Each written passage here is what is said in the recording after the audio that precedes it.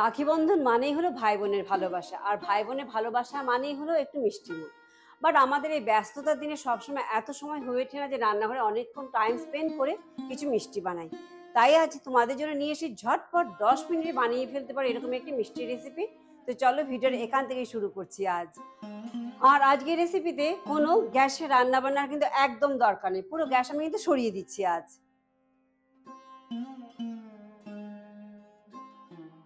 বানাতে যাচ্ছি desiccated coconut দিয়ে কোকোনাট রোল। তার জন্য চাই 1 কাপ ডেসিকেটেড কোকোনাট, যেটা শুকনো নারকেলের যে গুঁড়োটা থাকে সেটা, কিন্তু চাই 1 কাপ দুধের গুঁড়ো, আর চাই 1/2 কাপ চিনির গুঁড়ো। কিন্তু এখানে কিন্তু গুঁড়ো চিনি দিতে হবে, কারণ দানাদার চিনি দিলে কিন্তু একটু মিশতে কিন্তু অনেকটা সময় লেগে যাবে। আর দিচ্ছি 1/2 চা চামচ ছোটো এলাচের গুঁড়ো আর 1 চা চামচের ঘি। এইবার সব কিছু একটু ভালো করে মেখে নেব, যেমন করে এবার আটা বা ময়দাতে আমরা ময়াম দিই সেরকমভাবে কিন্তু একটু ঠেসে কিন্তু মেখে নিতে হবে, যেন সব কিছু ভালোভাবে মিশে যায়। খুবই সহজ বানানো এই রেসিপিটি, খুবই কম সময় লাগে আর খুবই কম ইনগ্রেডিয়েন্টস দিয়ে কিন্তু তোমরা বানাতে পারবে। সব কিছু ভালোভাবে মিশে গেলে এবার দেব এখানে দুধ। দুধ কিন্তু এখানে আমাদের অল্প অল্প করে দিতে হবে, কারণ চিনিও কিন্তু মেল্ট হয়ে কিন্তু ডিজলভ হয়ে যাবে। কাজে একসাথে যদি অনেকটা দুধ দিই তবে কিন্তু লিকুইডি হয়ে যাবে টেক্সচারটি। আর আমাদের চাই একটি টাইট আটা মাখা, যেরকম আটা মাখি সেরকম একটা টাইট টেক্সচার আমাদের চাই।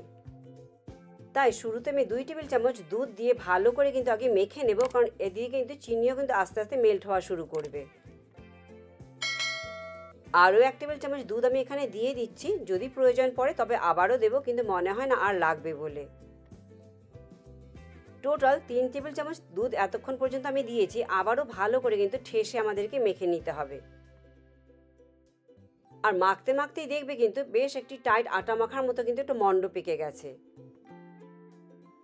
তাই বলেছি দুধ কিন্তু একসাথে কখনোই দেবে না, একটু একটু করে দেবে, তবেই বুঝতে পারবে কতটুকু দুধ চাই আমাদের। খুব সুন্দর করে কিন্তু মাখা হয়ে গেছে, দেখতেই পাচ্ছ একটা টাইট ডো কিন্তু হয়ে গেছে আটা মাখার মতো। এইবার এই ডোটাকে কিন্তু আমি 2 ভাগে ভাগ করে নেব। তোমরা আমার ভিডিওটি ফেসবুক পেজ থেকে দেখে থাকলে পেজটি লাইক করে চ্যানেলটি সাবস্ক্রাইব করে দেওয়ার কিন্তু অনুরোধ রইল। এবার একটি পোর্শন আমি ঢাকা দিয়ে রেখে দিচ্ছি যাতে ড্রাই না হয়ে যায়, আর অপর পোর্শনটিতে আমি দেব 2 ড্রপের মতো রেড কালারের ফুড কালার। আর দিচ্ছি চা চামচে 2 চামচ খুব ফাইনলি চপ করে নিয়েছিলাম চপারে বাদাম আর পিস্তার টুকরো। এবার সব কিছু কিন্তু ভালো করে আবার আমাদেরকে ঠেসে মেখে নিতে হবে। কালার আর এই বাদাম আর পিস্তার টুকরোগুলো যেন ভালোভাবে মিক্সড হয়ে যায় এই নারকেলের ডোয়ের সাথে। ভালো করে মাখা হয়ে গেছে এখানে। এবার এটাকে রোল করে নিচ্ছি, একটু সিলিন্ড্রিক্যাল শেপ দিয়ে দিচ্ছি এখানে রোল করে। এবার টোটালি অপশনাল, যদি চাও তবে আবারও সেই যে আমি বাদাম আর পিস্তার যে কুচিয়ে রেখেছিলাম সেটা আবার এই একটু রোল করে নিচ্ছি, এতে খেতেও ভালো লাগবে, দেখতেও কিন্তু ভালো লাগে।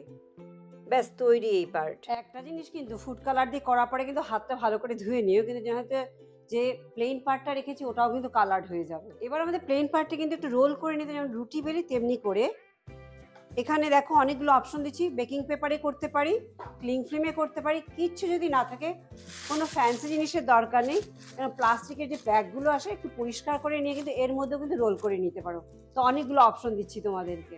আমি এখানে বেকিং পেপার নিয়েছি, আর যেই পোর্শনটা রেখে দিয়েছিলাম কালার ছাড়া সেটাকে হাতের সাহায্যে এরকম করে প্রেস করে নিয়ে তারপর কিন্তু রোলিং পিন দিয়ে বেলনি দিয়ে আস্তে আস্তে একটুখানি রুটির মতো কিন্তু বেলে নিতে হবে। অনেকগুলো অপশন দিয়েছি, তোমাদের কাছে যেটা থাকে তার উপরেই কিন্তু এরকম করে বেলে নিতে পারবে ইজিলি, কোনো অসুবিধা হবে না। একটু কিন্তু মোটা করেই বেলতে হবে, দেখিয়ে দিচ্ছি তোমাদেরকে, থিকনেস একটু মোটা রাখতে হবে। এবার সাইডগুলো চাকু বা পিজা কাটারের সাহায্যে স্মুথ করে কেটে নিচ্ছি। এই এক্সট্রা সাইডগুলো কিন্তু ফেলে দিচ্ছি না, জমিয়ে রাখো। এটা দিয়েও কিন্তু কিছু বানিয়ে দেখাবো তোমাদেরকে, যেটা তোমরা এই রক্ষাবন্ধনে কিন্তু প্লেটে সাজিয়ে দিতে পারো।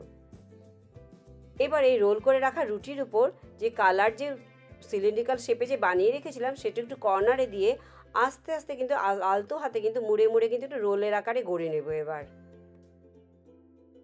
খুব একটা কঠিন কি? খুব একটা কঠিন নয়, কিন্তু খুবই সহজেই বানাতে পারবে কিন্তু তোমরা। দেখতে যদি আরও প্রেজেন্টেবল করতে চাও মনে হয় তবে একটি টিপস দিচ্ছি, কিন্তু টোটালি কিন্তু অপশনাল। একটা চপিং বোর্ড বা একটা প্লেটের মধ্যে একটু ডেসিকেটেড কোকোনাট এরকম স্প্রেড করে দিয়েছি, এর উপর রোলটাকে কিন্তু একটু রোল করে দাও। এতে এই কোকোনাটের পিসগুলো লেগে যাবে, খেতেও ভালো লাগবে, দেখতেও কিন্তু আরও সুন্দর হবে। এবার বাস কেটে নেবার পালা। ছোট ছোট স্লাইস করে কেটে নাও।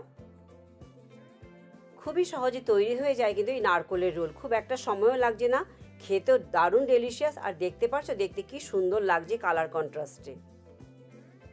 তার দেরি না করে এবার রক্ষাবন্ধনে বানিয়েই ফেলো এই রেসিপিটি। এবার বেঁচে থাকা ডোগুলোকে সবগুলোকে একসাথে মিশিয়ে নিয়ে ছোট ছোট গোল গোল করে কিন্তু নাড়ুর আকারে, যেটা লাড্ডু বলা হয় বা নাড়ু যেটাই বলো, সেভাবে কিন্তু গড়ে নিতে পারো। একটু পিস্তার টুকরো দিয়ে এরকম কুচিয়ে রাখা টুকরো দিয়ে সাজিয়ে নাও, দেখতেও ভালো লাগবে, খেতেও কিন্তু দুর্দান্ত। সুন্দর করে পরিবেশন করলে দেখতেও যেমন ভালো লাগে, খেতেও কিন্তু তেমনি ভালো লাগে। তাই এইভাবে তোমরা চাইলে যদি তোমাদের কাছে এরকম ট্রে থাকে একটু কলা পাতাতে এইভাবে একটু পরিবেশন করে একটু ডেসিকেটেড কোকোনাট ট্রেতে ছড়িয়ে দাও, দেখতে একদম লাগবে যেন রেস্টুরেন্টের মতো। নারকেলের নাড়ুগুলো যার মধ্যে রাখছো তার মধ্যে একটুখানি পিস্তা কুচি ছড়িয়ে দাও, সেটাও কিন্তু দেখতে খুব ভালো লাগবে, খেতেও ভালো লাগবে। তা বলেছিলাম না, গ্যাসে কোনো রান্না বান্না ছাড়াই কিন্তু 10 মিনিটে এই কোকোনাট রোল তোমরা বানাতে পারবে। হ্যাঁ, তবে টিপসগুলো কিন্তু ফলো করো স্টেপ বাই স্টেপ, তবে কিন্তু এই রাইট কনসিস্টেন্সিতে এরকমই একদম এরকম কিন্তু কোকোনাট রোল তোমরা বানাতে পারবে। তা আজকের ভিডিওটি তোমাদের কেমন লাগলো জানাতে কিন্তু একদম ভুলো না। পরে আবার অন্য কোনো ভিডিও নিয়ে তোমাদের কাছে চলে আসবো। সবাই ভালো থেকে চলো, বাই বাই।